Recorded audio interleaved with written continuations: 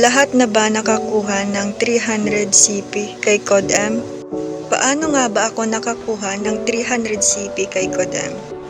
Una ay sumali kami ng teammates ko sa World Championship 2026. Kaya pagkatapos ng event ay nakuha namin ang 300 CP kay CODM. So paano namin ito nakuha? Dapat ay teammates kayong maglalaro sa iisang game.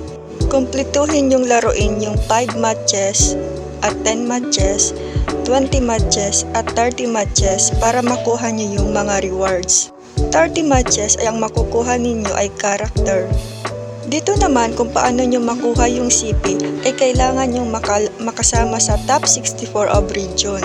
Dahil nga nakakuha ako ng 300 CP, ang aking current placement ay, by the way, current placement ng aming team ay 57. So nakakuha kami ng 300 CP ng aking mga teammates. At kung nakakuha ka ng CP na 300, saan mo to ginamit? Paki-comment nga sa baba.